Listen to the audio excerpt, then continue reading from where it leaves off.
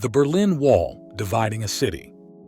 How the Berlin Wall split East and West Berlin and stories of escape. On the morning of August 13, 1961, Berliners awoke to find their city transformed overnight into a prison. Families were separated by barbed wire that had appeared like a metallic cancer across streets, through neighborhoods, and even between apartment buildings. Children called out to grandparents from windows they could no longer reach. Lovers found themselves on opposite sides of what would become the most infamous barrier of the Cold War. But this was only the beginning of a 28-year nightmare that would define a generation and create some of the most audacious escape stories in human history. The Berlin Wall didn't emerge from nowhere. It was the inevitable result of a city caught between two superpowers locked in an ideological deathmatch. After World War II, Berlin became a microcosm of the global tension between East and West, capitalism and communism, freedom and control. The city was divided into four sectors: American, British, French, and Soviet. While the Western Allies gradually merged their sectors into West Berlin, the Soviets maintained iron control over East Berlin, creating a stark contrast that would prove impossible to sustain. By 1961, East Germany was hemorrhaging its population. Nearly 3 million East Germans had fled to the West since 1949, using Berlin as their escape route. The communist government was losing its doctors, engineers, teachers, and young people, the very foundation of their society. Walter Ulbricht, East Germany's leader, faced a crisis that threatened the regime's survival. Something had to be done, and that something would scar Berlin for nearly 3 decades. The construction began at midnight on August 13, 1961, under the cover of darkness. East German guards unrolled barbed wire across 27 miles of the border between East and West Berlin.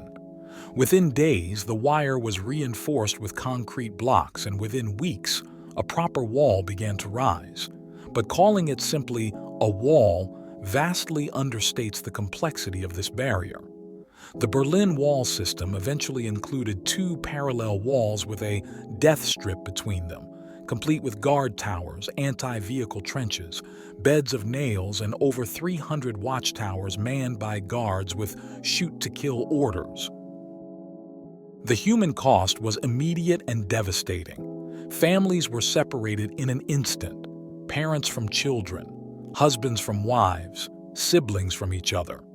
Ida Siekmann became the first victim, jumping from her 3rd-floor apartment window in Bernauer Strasse to escape to West Berlin.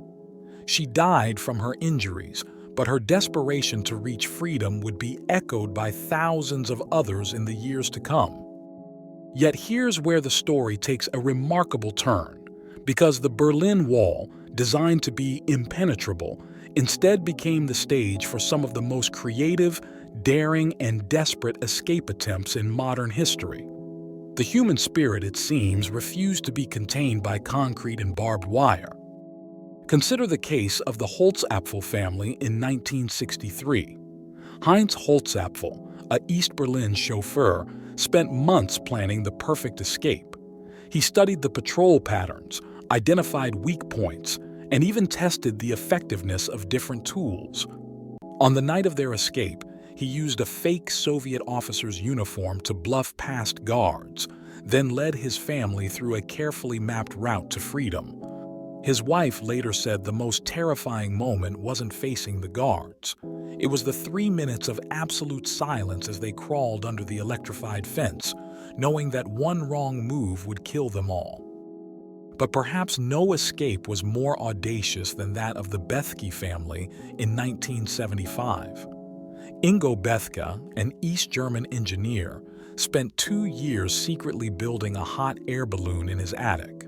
Using scraps of fabric and working only at night to avoid detection, he and his friend Günter Wetzel constructed a balloon capable of carrying 8 people. On September 16, 1979, after one failed attempt that nearly got them killed, Both families climbed into a basket and soared over the wall at 6,000 feet. The entire journey took 28 minutes, but the preparation had taken 4 years of their lives. When they landed in West Germany, Bethke's first words were, "We are free. We are in the West." The wall created a grotesque theater of surveillance and control. East German guards were trained to view their own citizens as potential enemies. The Stasi, East Germany's secret police, recruited one in every 50 East Germans as informants. Children were encouraged to report on their parents, and neighbors spied on neighbors. The psychological toll was immense, a society where trust became a luxury that could cost you your life. Some escape attempts were tragically unsuccessful. Peter Defector, an 18-year-old construction worker, was shot while trying to climb the wall in August 1962. He lay bleeding in the death strip for nearly an hour while East German guards refused to help, and West German police couldn't reach him without triggering an international incident. His agonized cries for help echoed across the wall as crowds gathered on both sides, powerless to save him. Defector's death became a symbol of the wall's inhumanity and galvanized international opposition to the barrier. But the wall also produced unlikely heroes. Tunnel 57 inches remains one of the most extraordinary escape operations ever attempted. In 1964, a group of West German students led by Joachim Rudolph and Hasso Herschel spent 6 months digging a tunnel from a bakery in West Berlin to a basement in East Berlin. The tunnel stretched 500 feet and was barely tall enough for a person to crawl through. On October 3rd and 4, 1964, 57 East Germans escaped through this underground lifeline, including elderly people and small children who had to be pulled through the muddy, cramped passage on their bellies. The escapes weren't limited to tunnels and balloons. Some people hid in car trunks, modified vehicles, or even inside speakers being transported across the border. In 1962, 22-year-old Chris Jeffroy modified his BMW Isetta, removing the passenger seat and battery to create a hiding space just large enough for his girlfriend to curl up in. The plan worked perfectly until a routine check revealed her presence. Both were arrested, but their story became legendary among escape planners. As the years passed, the East German authorities became increasingly sophisticated in their efforts to prevent escapes. They installed seismic sensors to detect tunneling, used dogs to patrol the death strip, and even spread marbles on the ground to make silent movement impossible. Yet for every countermeasure they developed, escapees found new solutions. When the authorities began checking car trunks more thoroughly, people escaped in modified dashboards. When they installed motion sensors, escapees used weather patterns to mask their movements. The wall stood for 10,316 days, but its psychological impact extended far beyond its physical presence. It represented the ultimate failure of an ideology that claimed to serve the people while imprisoning them. Children grew up knowing that half their city was forbidden territory, that their government was so afraid of freedom that it had to build a wall to keep its people from leaving. The end came suddenly and unexpectedly. By 1989, the Soviet Union under Mikhail Gorbachev was pursuing policies of openness that East Germany couldn't sustain.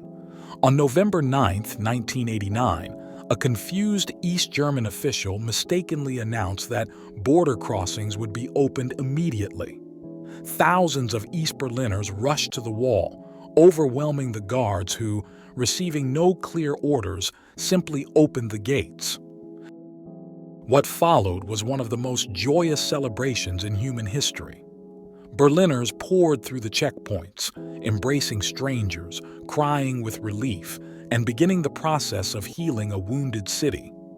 Young people grabbed hammers and pickaxes, earning the nickname wallpeckers as they chipped away at the concrete barrier that had defined their lives. The sound of hammers striking concrete became the soundtrack of freedom. Today, most of the Berlin Wall is gone, existing only in museums and in the memories of those who lived under its shadow. But its legacy endures as a reminder of the human cost of division and the extraordinary lengths people will go to for freedom. The escape stories aren't just tales of individual courage.